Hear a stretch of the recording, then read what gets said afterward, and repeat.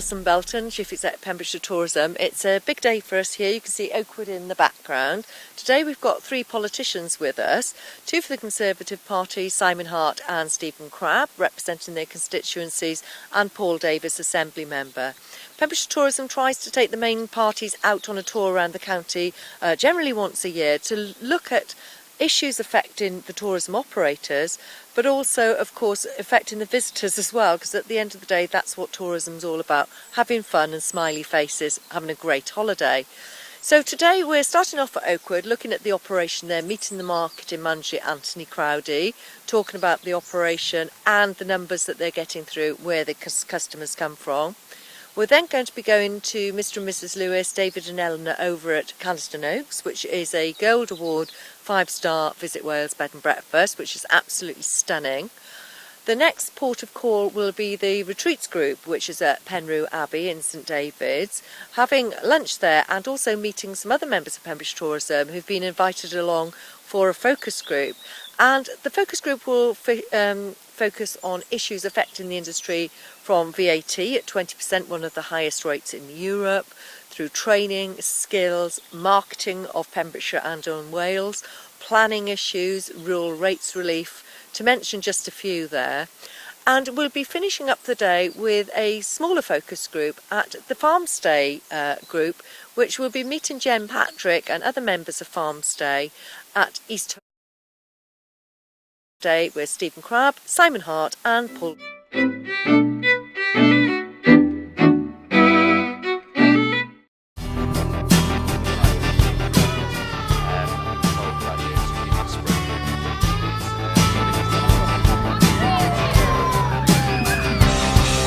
What needs to be done is that policy on the part of Asper can really bear down.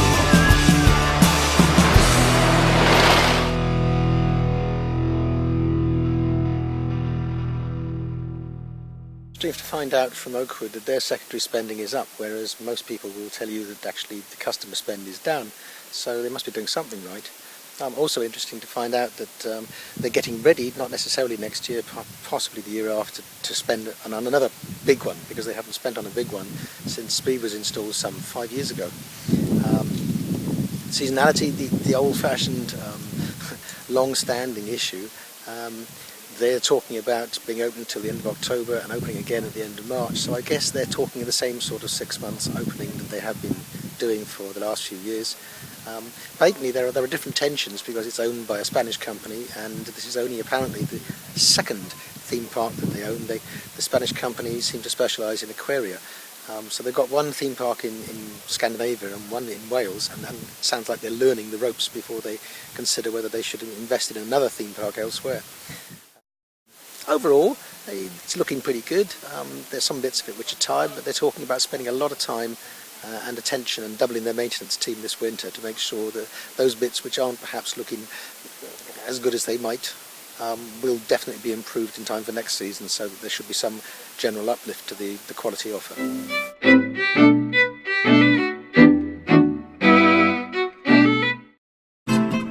Mrs Lewis? There's Patrick, yeah, Stephen Crabb MP.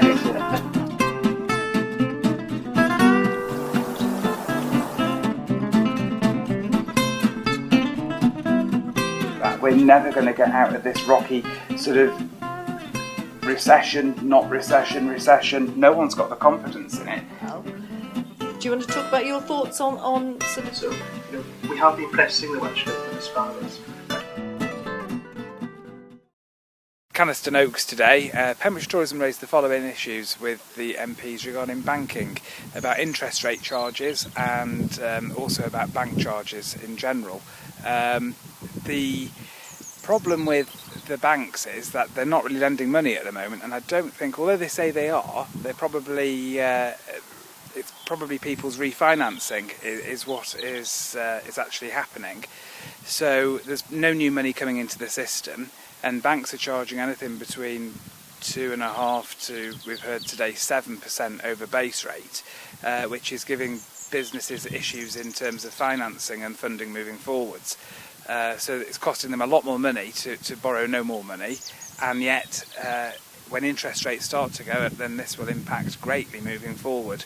I think the MPs are aware of the issue, they certainly are today, but it's actually getting action to respond to that and actually getting the banks to respond to it in a sensible way. The only one who seems to be making money on these things is the banks. Not only happy with that, once they've resold the finance or got you to take out these new deals, which you're being forced to do, then they're trying to sell life insurance and other insurances as an add-on, which again impact on cash flow to the business. And the problem is, of course, if no new money is coming into tourism via the banks, then there's no investment, and if there's no investment, there's no encouragement for people to actually come and revisit places. It's a big issue which Pembrokeshire Tourism are fully behind in trying to sort out moving forward.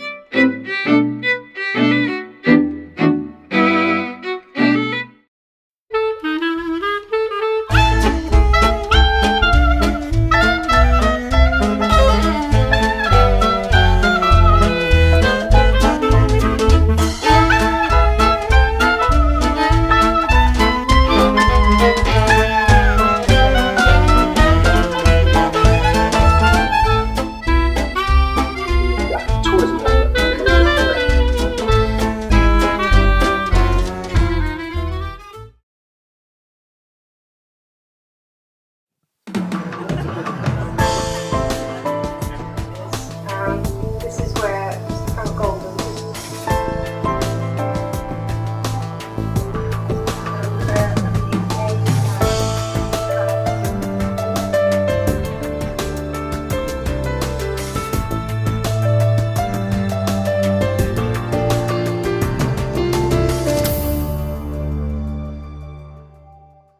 Day covered a huge amount of grounds, lots of issues, and we'll be posting more about that on our website www.holiday-pembrokeshire.co.uk, but also please do follow our Facebook feed, which is Love Pembrokeshire, as we do post daily to that feed.